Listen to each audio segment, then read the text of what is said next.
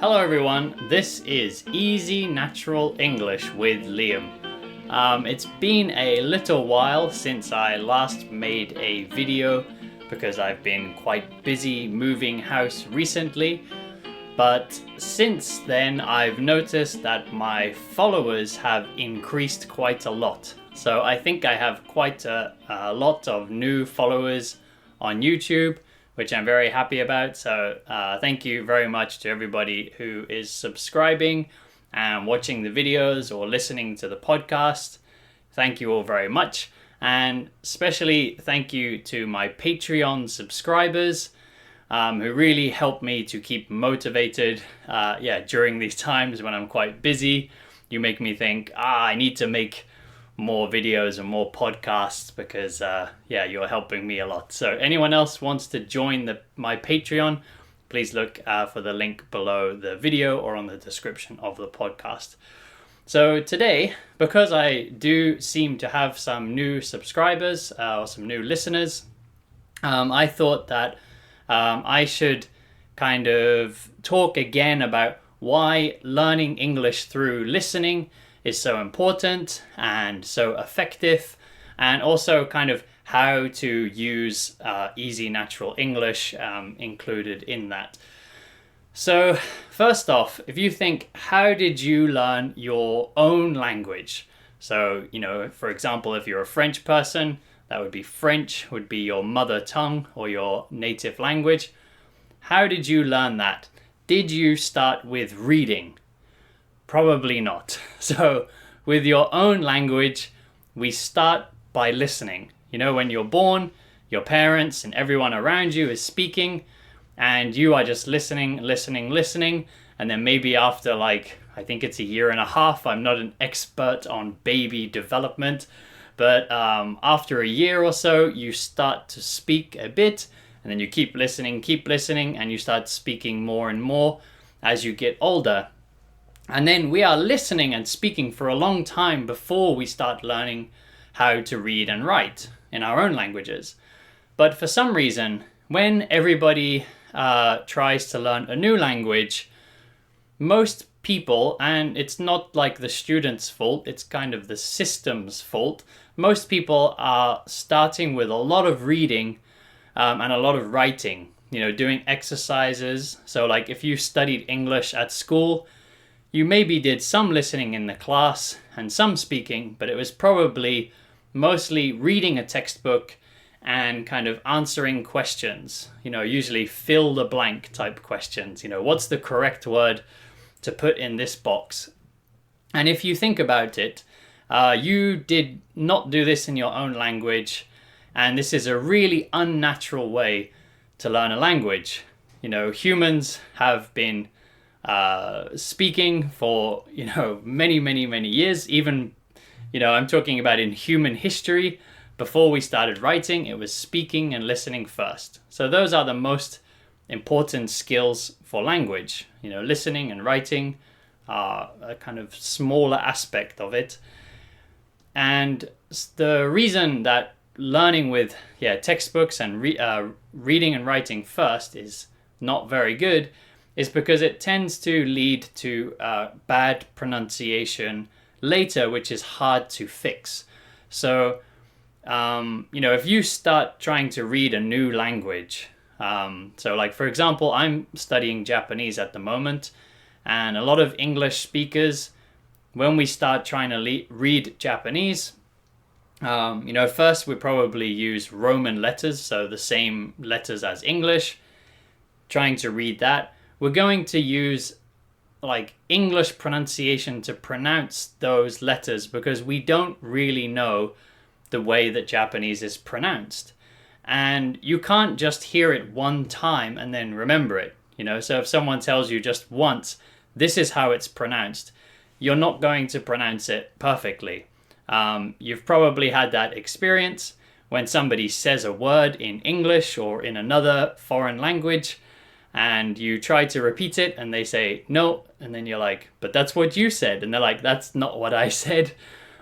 And that's because our ears and our brains are used to the sounds in our language, and the sounds in a new language take a long time to get used to. And the only way we can do that is by listening. So what should you do if you're a beginner? Because I know if you use a CD from a textbook, it can be very boring, and also it's usually very unnatural. So I wouldn't even recommend using them because nobody really speaks like that. They're always like very unnatural, very robotic. But of course, movies and TV shows, radio, things made for native speakers are going to be a bit of a challenge. They're going to be a bit difficult. If you're happy with that, then I would say it's okay. Just keep listening to those because you will get used to them over time. That's what I did with Japanese. I jumped straight into movies and TV shows. Of course, at the beginning, I could understand almost nothing, but now I've been doing this for over 2 years. And now I can enjoy Japanese movies, TV shows, no subtitles, and I can understand most of what people are saying, and I can always follow the story.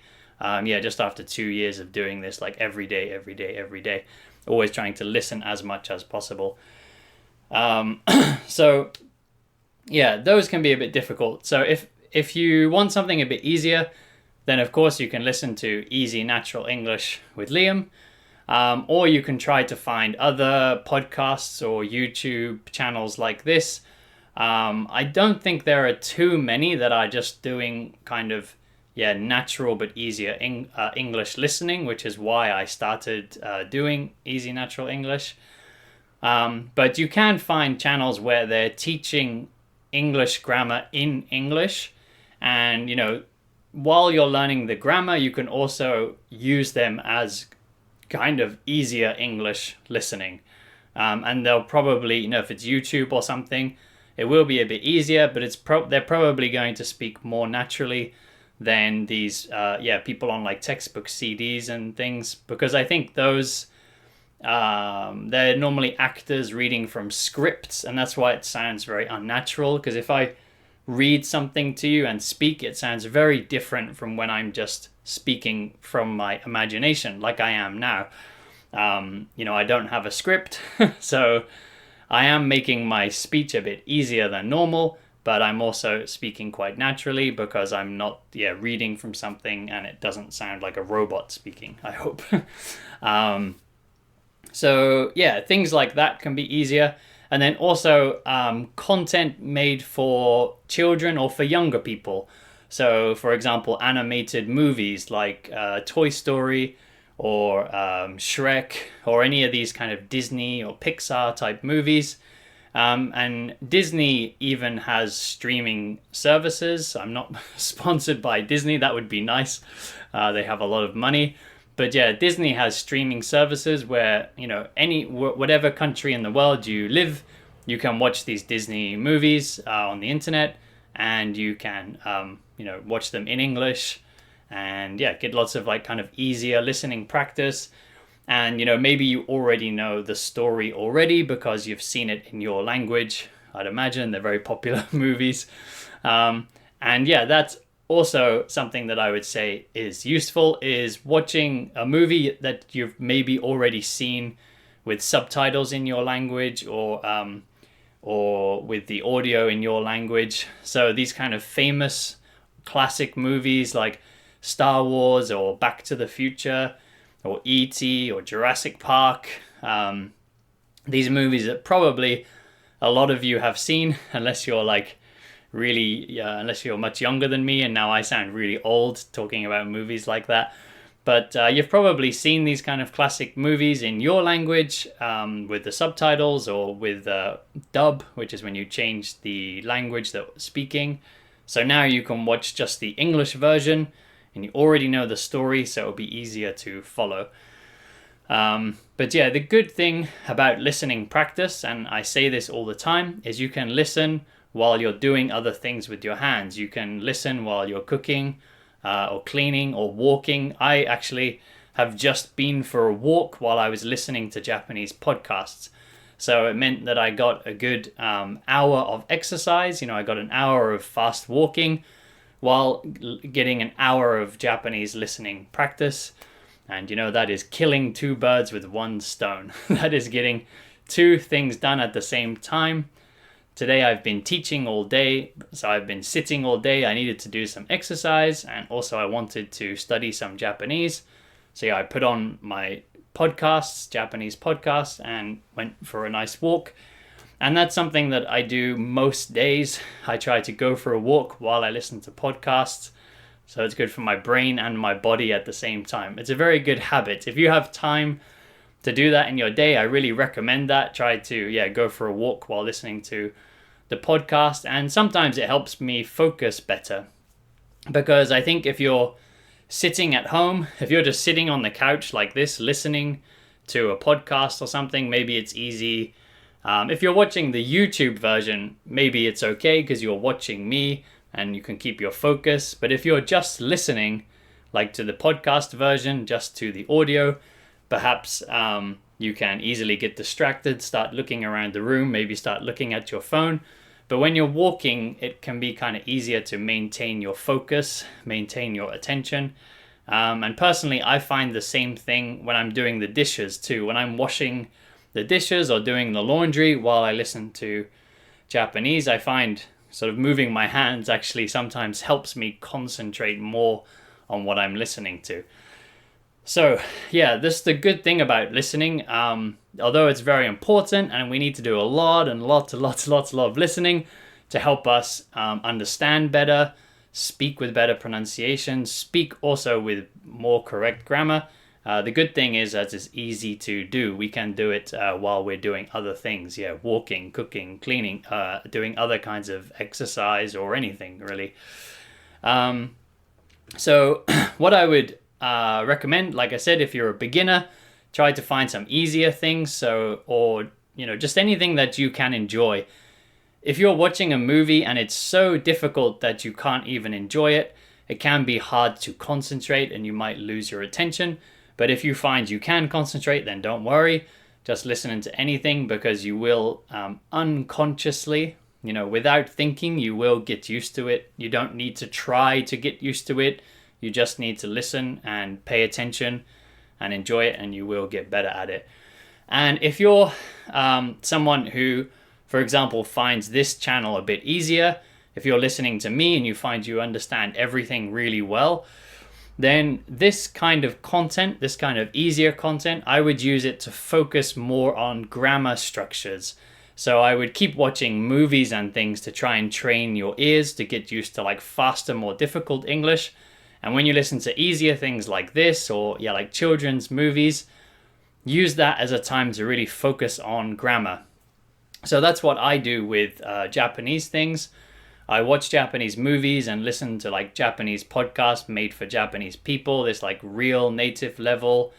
And of course it's quite difficult, and I use that to kind of train my ears. Of course I pay attention to grammar as well where possible, but mainly I'm just trying to understand the content and just trying to understand what they're talking about.